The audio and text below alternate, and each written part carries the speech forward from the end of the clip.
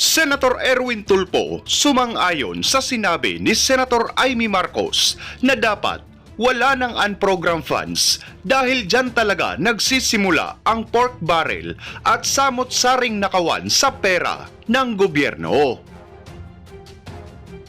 Ayon kay Tulfo, ay mabigat sa loob nila ang lumagda sa GAA pero wala na silang magagawa dahil mga unprogrammed na alokasyon di nila kayang mapabura.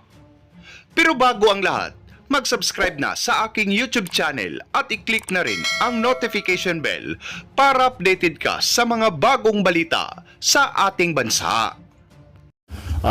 We have to make sure na hindi na mauulit at talagang mapupunta sa tama itong pera ng taong bayan this year.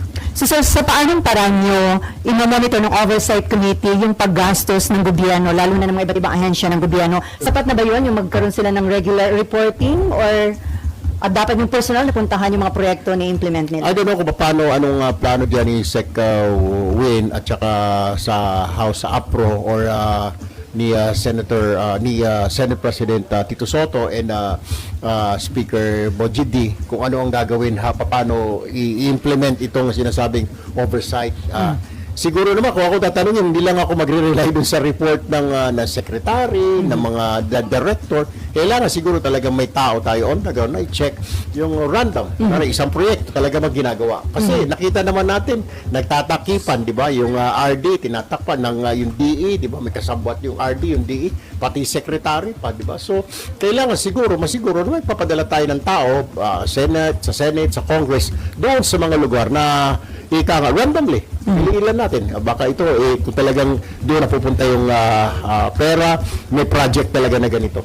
Pero may ilang kongresista na kumu-question paano daw magiging credible yung monitoring ng Oversight Committee considering na yung mga miyembro na senador at kongresista ay meron din yung mga ipinasok na mga proyekto o mga in-endorse na projects under 2026 budget. I don't know, kaya wala naman akong pinasok ng mga projects. So, that's one of the questions nga yung sinasabi.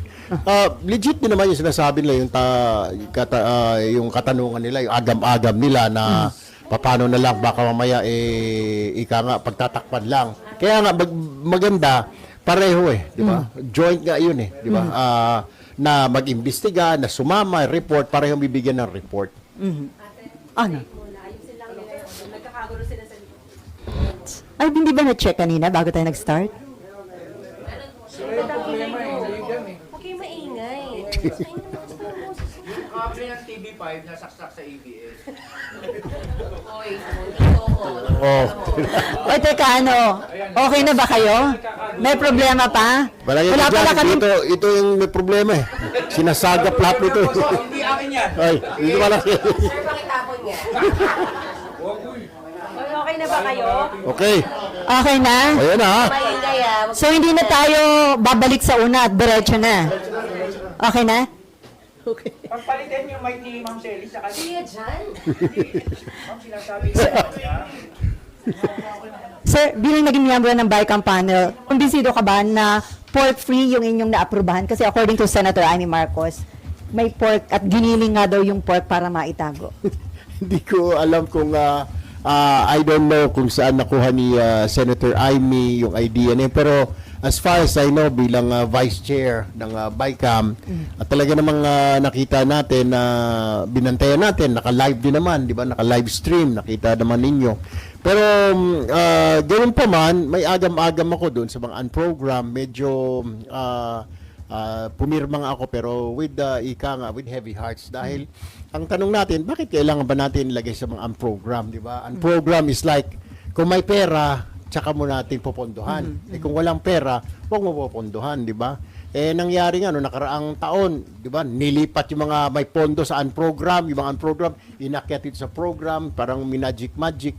Yun ang kaba ng mga tao, baka maulit muli na gano'n ang mangyayari. Pero binito na ni Presidente yung 9 items dun sa program appropriations. Sangayon ako doon. I mean, di ba, I said na tama lang na binito ni Presidente yung 92 something billion worth na unprogram. Kasi, misali, kung titignan natin, walang iniwan po yan sa isang pamilya, di ba? Yung unprogram is like yung mga plano ninyo. Kung may pera, excess, kunwari, bakasyon, Magbabakasyon ka ba kung wala kang pera? Gusto pumunta ng Boracay, tamang-tama lang yung sweldo mo, di ba? Wala ka na para sa bakasyon. Bakit ka itatabi lang natin ito para pang Boracay? Saan ka kukuha? Mangungutang ka. Which, hindi ko maintindihan. Bago lang ako dito, Miss Ellie, pero bakit mo lalagyan yung mga ganyan, mga saang program na sinasabi pag nagkapondo? Lagi nga wala tayong pondo eh. Lagi nga deficit tayo eh. Hindi natin nami-meet yung target. That is the problem. Yun ang hindi ko maintindihan. Why do we have programs like this? Pag magkaroon ng budget. Nangungutang nga di ba? So, bakit mo pa kailangang lagyan ng mga ganyan na pag may pera lang, di ba? So, nakakapag-isip tuloy mga kababayan natin, baka ito yung mga tinatawag na pork barrel, baka may gagalawin sila. Siguro pag wala yung mga unprogram, tama na naman yung sinasabi ng ilan na aalisin mo yung program na yan kasi na baka matukso lang, di ba? Diyan nakatago yung mga pork barrel ng mga mambabatas. So, Kaya kung ako tatanungin mo, mas maganda kung wala namang program ng program na yan. Kasi we don't have the money for it eh. Di ba? Why do you still have to put it under program? Mangungutang tayo para mapondohan yon. So including yung foreign assisted projects. Pag foreign assisted, it's okay. Kasi foreign assisted, may joint venture, may pondo sila nilalagay doon. Di ba? Pero yung may mga program doon na wala talaga, hindi foreign assisted, na mga major programs, projects naman, pero wala naman tayong pondo. Pag meron lang pondo. Bakit pa? Pag meron. So saan ka tayo kuha? Mangungutang na naman. Wala kang iniwan yon sa isang pamilya. Wala kang budget, okay? Wala kang pera para dito, itatabi lang natin dito kasi pag nagkapera tayo. Wala nga eh. Every year short tayo, deficit tayo sa tax targets natin, customs, BIR, taon-taon 'yan.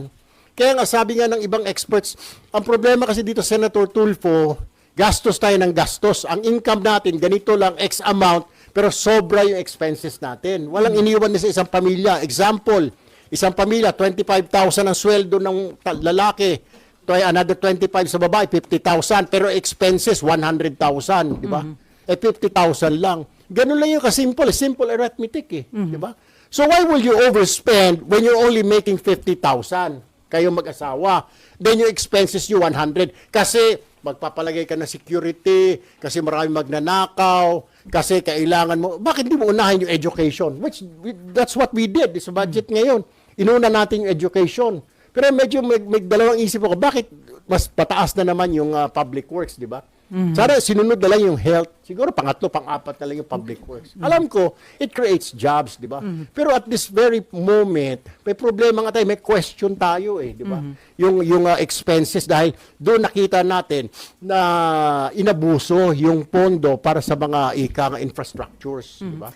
So sir, conforme kayo dun sa mga nagpaplano na questionin pa rin yung legality ng unprogrammed appropriations kahit marami na ibinito si Presidente? Well, karapatan nila yun. Pero kung ako tatanungin, personally, yeah, I agree. Siguro, bakit pa natin maglagay tayo ng unprogram pa, di ba? Kung wala naman tayong pera para doon. Sir, may basehan ba yung concern din ni Senator Amy na itong 2026 budget posibleng gamitin para doon sa posibleng isulong na naman na panibagong impeachment case laban kay Vice President Sara Duterte next month kapag tapos na yung one-year ban? Well, that's her opinion. Pero kung sa akin, wala naman ako nakikita na ganun. So, I don't think so. I don't know, you might want to ask Senator Amy again kung saan niya nakuha yung idea niya na yun, your opinion, o kung saan niya narinig. Pero sa tingin niyo, wala naman kayo nakita na inilagay doon na pwedeng gamitin ng administrasyon para maitulak na naman yung impeachment case against the Vice President? Ako as Vice Chair, wala akong nakita na pondo para gamitin to operate against the Vice President for her impeachment. Sinasabi kasi maraming soft project na dadaan sa approval ba ng Executive o ng Office of the President, sir? Na ano? Mga soft projects. Yes. Lalo na yung sa local, may mga ganun, di ba? Yung, nadadaan ba yun sa approval muna ng Office of the President bago Local magamit? Government Support Fund? I mean sa LGSF, that I'm not so sure. I have to get back to you on that matter. Pero ang pagkaintindi ko, ngayon pinirmahan na ng Pangulo, yung budget na yon will be, it's there. Any additional question about the budget? Okay, Mayan and then Beck. What Senator Amy is saying, there's too much ayuda inside the 2026 budget, AIX, MAIFIP, TUPAD, which she considers soft pork at pwedeng idangle sa mga lawmakers para pausadin yung impeachment. Is it also something that you see possible, sir? Right now, sa tingin ko hindi. Kasi it's really needed. Tinaasan po natin, I agreed na taasan po yung AIX po natin because nakita po natin last year na sunod-sunod po yung bagyo. Isa po ako sa naka-experience doon when we went to Cebu, sunod-sunod po, earthquake and then typhoon. I called up Secretary Rex Gatchalian, ang umamin si Secretary Rex na ubos na po yung pondo namin, boss. Hihingi muna kami ng emergency fund sa DBM. So I have to call the secretary then, Mina Pangandaman, ma'am, baka pwede mong releasean kasi wala na silang pondo na ubos. Sabi ko, wala kayong AIX, sabi ni secretary, sunod-sunod kasi yun, wala.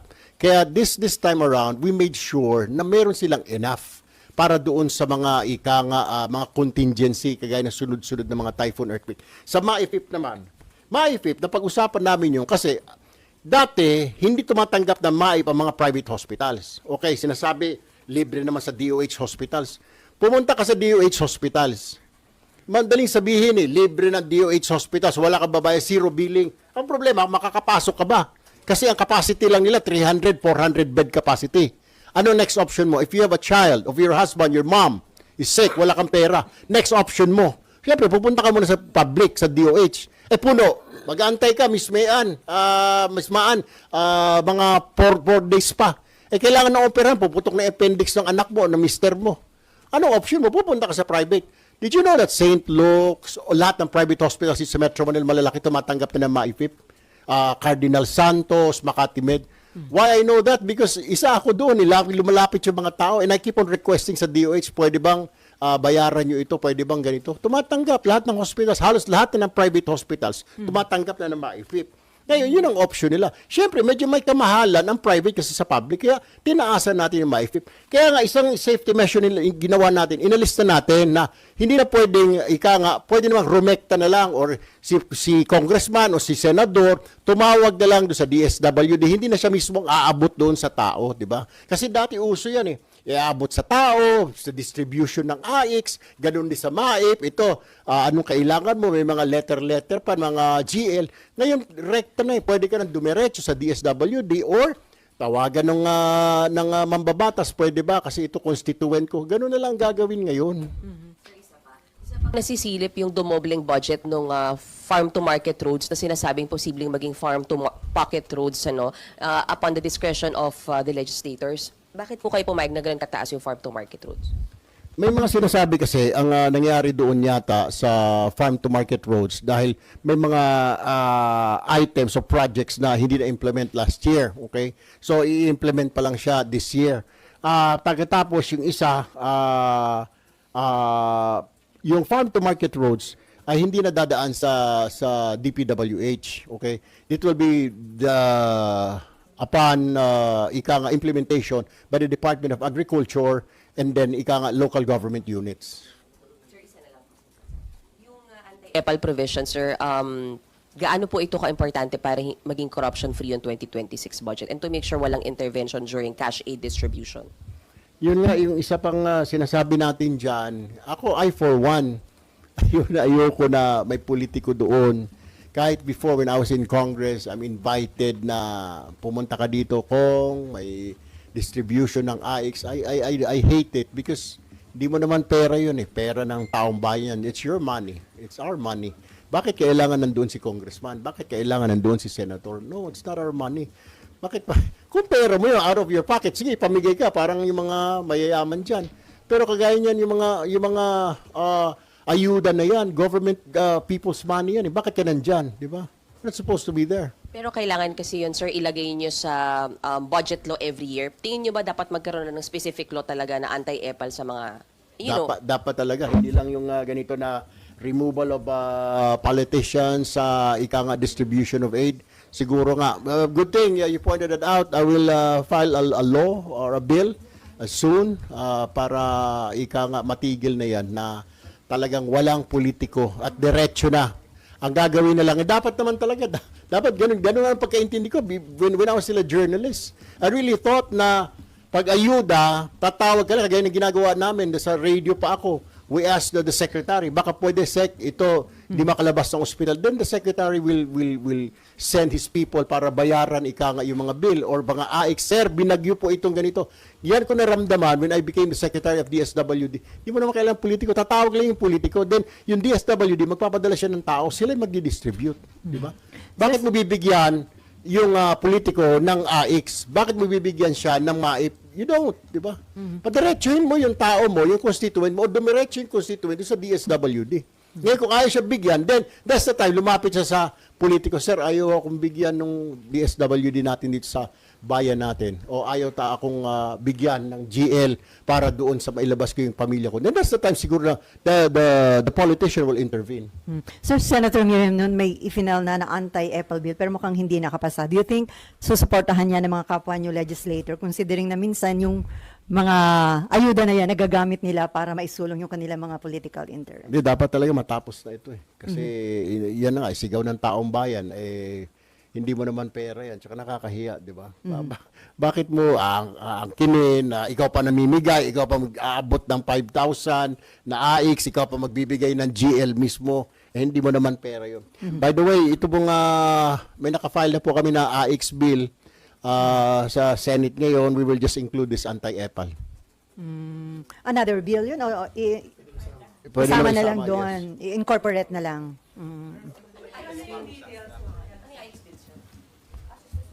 Yung assistance for individual in crisis situation. Na, Okay. under that bill, sir, ano na? I-institutionalize siya. Pangalawa, na bawal ka nga, mamili. Marami siyang mga under doon sa bill na yon. Bawal ka mamili. Pag namili ka, mayroon kang pananagutan. Lahat yon doon sa kwan. We just have to review it kasi we filed it several months ago eh. So, i-amend nyo, sir, yan para i-incorporate na yung anti-EPAL? I-incorporate na lang. Okay. Dapat siguro, matanggal sa serbisyo, gano'n na lang siguro. Kasi hindi pa ulit. Biro mo, panahon pa ni Senator Miriam, nag-file na siya pero patuloy pa rin. At least nabawas-bawasan nga, di ba? Dati, nung bago lumabas Senator Miriam, pati mga pangalan ng mga politiko doon sa classroom, mga building, hindi na nahiya, di ba? Bakit mo papangalanin yung classroom dahil pondo mo o dahil ikaw ang naghanap ng pondo? Why will you name the classroom under your name or your father's name? Hindi mo naman pera yun. Kung pera mo, then that's time, ilagay mo yung pangalan mo, di ba? Senator blah, blah, blah, blah, o Senator Erwin Tulfo, pera ko yun. Pero kung pera ng taong bayan, wala kang karapatan na ilagay. Ilagay mo yung pangalan siguro ng mas maganda, matutuwa ko Pilipino. Filipino Public School, Elementary School, or Philippines Public Elementary School, or Kawayan Public School, or Batangas Public School. Ba't mo ilalagay yung pangalan mo? Marami hong ganun eh. Mabuti nga nag-file po si Senator Miriam na mga nabawasan na putol. Ultimo mga fence, mga bakod, may mga pangalan, may mga initials, mga apelido ko, hindi ba naman mga luko-luko? Hindi naman ninyo pera yun. Hindi po pera ng politiko yun. You do not have the right. Saka nakakasuka. Diba? Ako, I can see that because I was a journalist. Binabanatan ko dati yan. Ba't ka maglalagay ng pangalan mo doon? Hindi mo naman pera yun. Building, hospital, eskwelahan. Siguro yung mga yumaong pangulo. Yan, Corazon Aquino, okay yan. Dahil namatay na, di ba? O Benigno Aquino, okay yan. O, pero ilalagay mo, buhay ka pa, ikaw mismo, congressman ganito, senator ganito. So, tinamaan ka ng lintik. Bakit mo ilalagay yung pangalan mo doon? Hindi mo naman pera yun. So, sir, ang penalty immediately tanggal sa pwesto o may suspension muna? May suspending ka muna habang iniimbestigahan ka. Siguro, that's the part to stop this once and for all. Paulit-ulit, ilang taon na ito eh. Okay, Victoria?